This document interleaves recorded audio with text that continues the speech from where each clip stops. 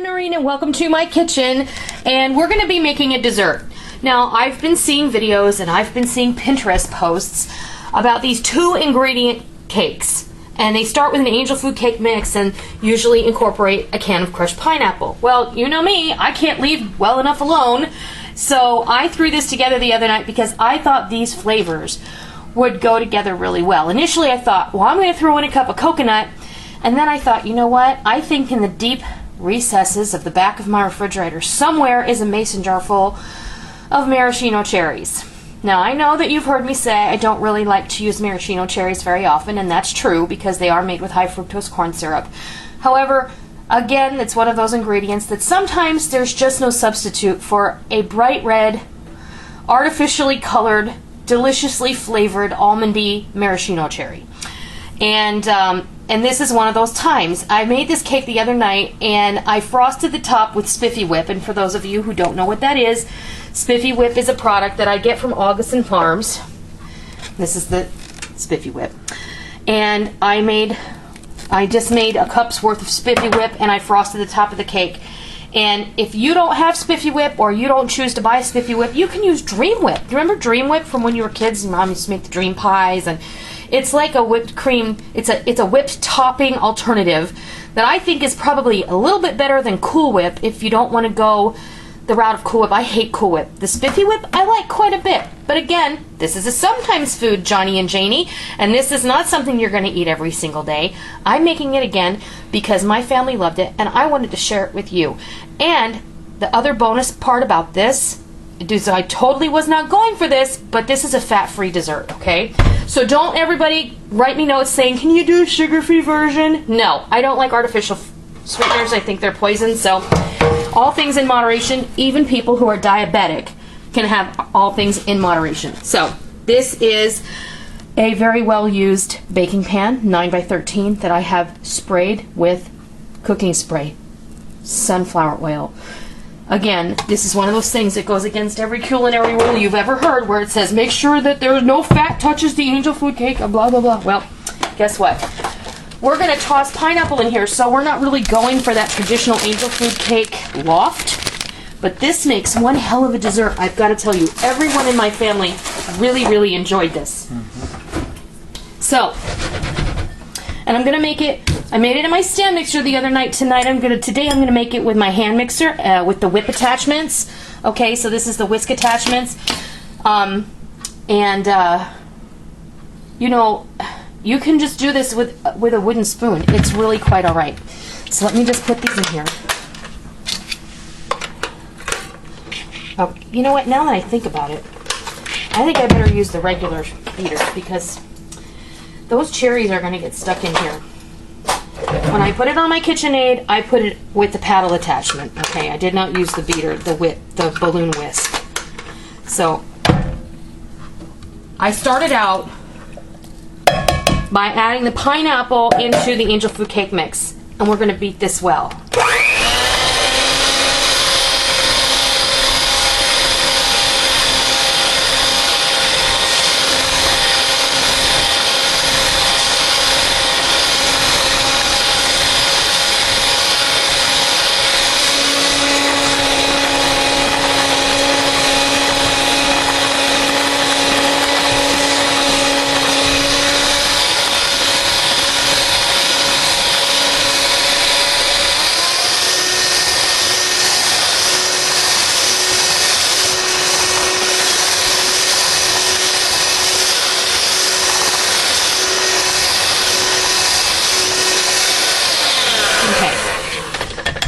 Now, the other thing, too, that you need to know is I understand that I don't think you can get a 2-part angel food cake mix anymore. I think they all come one step.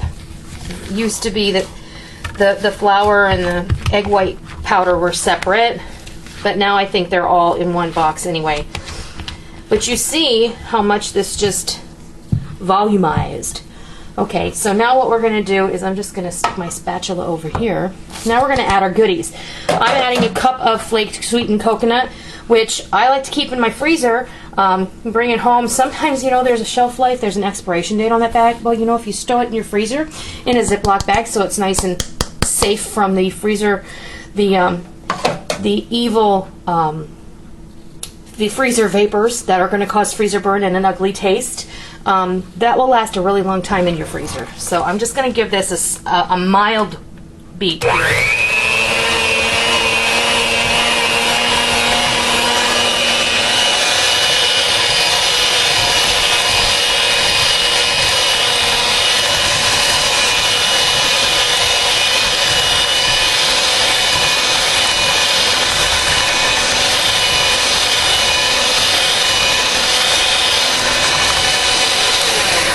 Okay.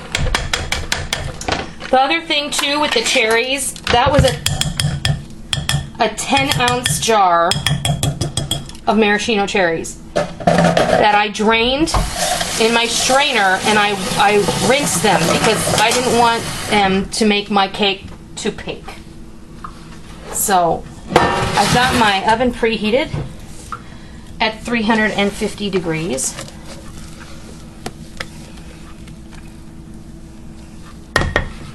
Get all that goodness out of there.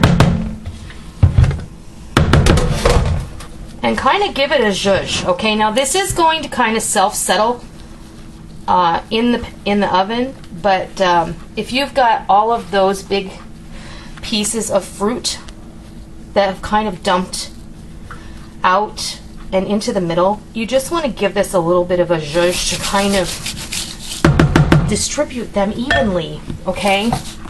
So this is going to go into my preheated 350 degree oven for 20 to 25 minutes, and we're going to check it. When you can touch it with your finger and it springs back on the top, that's when you know it's time to take it out. It will also be brown on the top. This is not, you know, when you take an angel food cake out of the pan, how the edges are a darker brown and then, you know, the center is white, obviously. Your top is going to be brown. So what we're going to do is take this off. We'll be back in about a half an hour to show you what that looks like. Okay, we're ready to take this out of the oven, and it looks really pretty. You can see around the edges here, it kind of looks like a regular angel food cake. It's got a nice loft to it. It's come up to the top of the pan, and if you press it with your finger, it kind of bounces right back. There's not leaving much of an indentation there. So testing it with a toothpick, and stick your toothpick right in there. Comes out clean, no crumbs, no goo, perfect, okay? And that one little crumb, that's fine.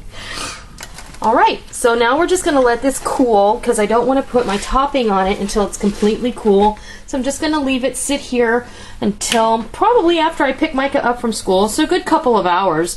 And then we'll top it and we'll fix you a slice of cake because I know you're gonna love it. Too bad you can't smell it. It smells amazing.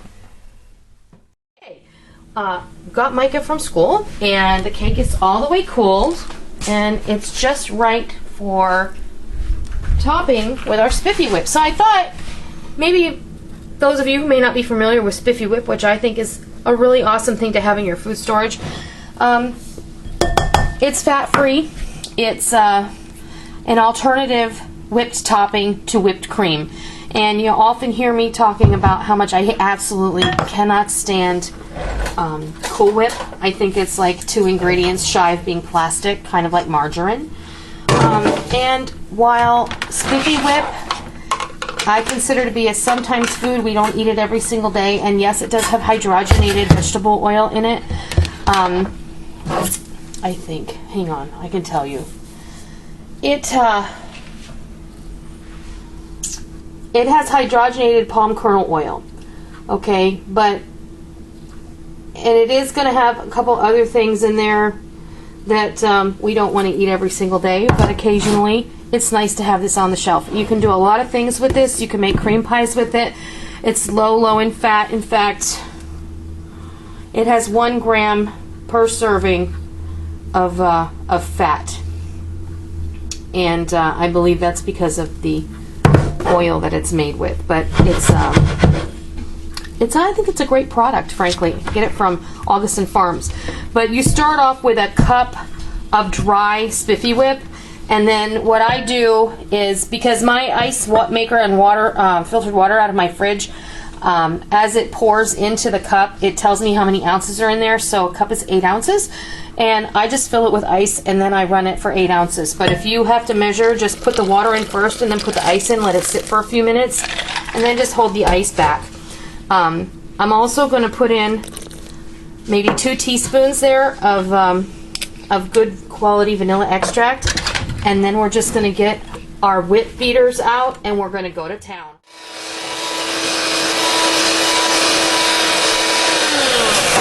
I don't know what's up with that. I've had this mixer for quite some time. I've been wanting to get a KitchenAid hand mixer, so if any of you work for KitchenAid, you know, you could put in a good word for me. A yellow one, please. No.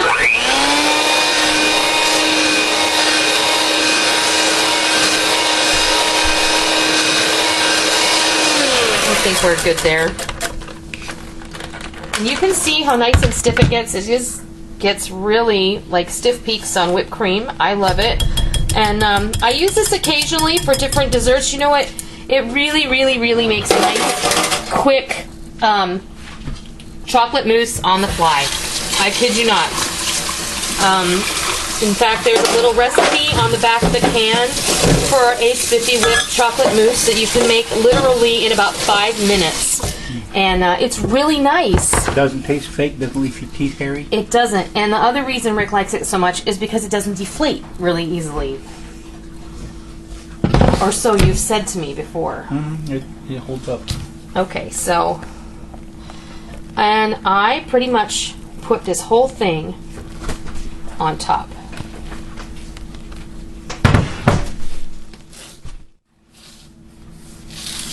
I have some toasted coconut in a baggie, and I don't want it in my cabinet anymore, so it's going on top of the cake. I just thought that might be a nice touch. We've got the coconut in the cake, so this gives everybody kind of an idea that there's some coconut inside that cake too.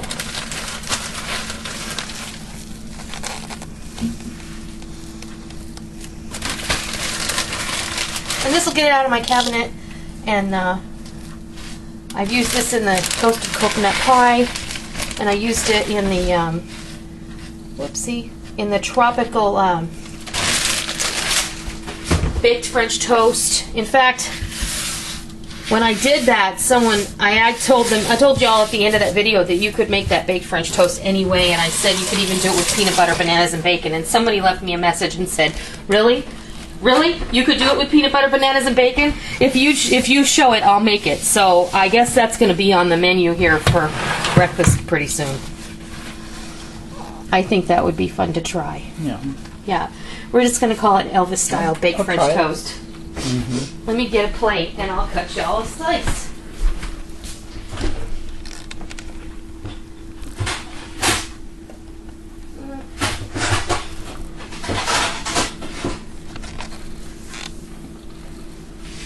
Okay.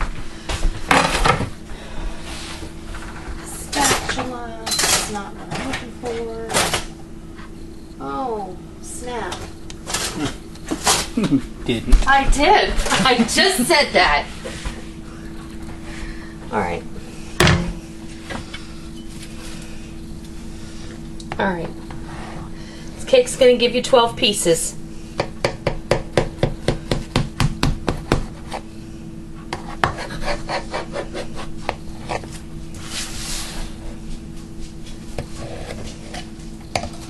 Just run your knife around the edge because the angel food cake likes to stick. And this is how you're going to cut 3 pieces, just like this, as evenly as you can, you know. And everyone in this house knows that that piece, actually, that piece right there in the middle, that's my piece. I want the middle piece. Okay, so let's see if I can get this out of here. The first one's always the ugly one. Actually, not so bad that today. came out pretty good. Not so bad today. Yeah.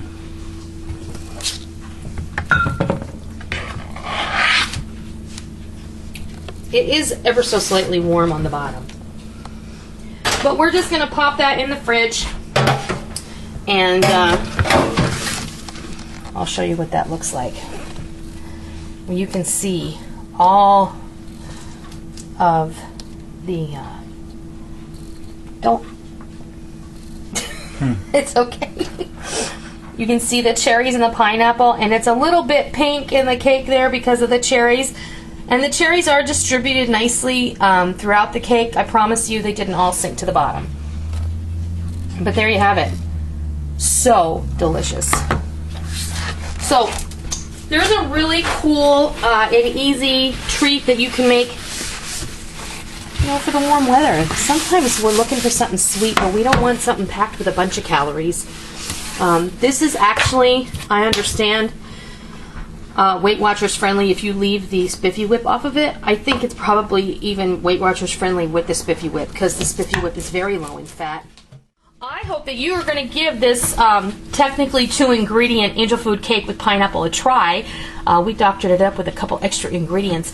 I hope that you try it. I hope that you love it. I'm going to put the recipe on my website, even though I'm pretty sure you can figure it out. Angel food cake, 20-ounce can of pineapple. Really simple.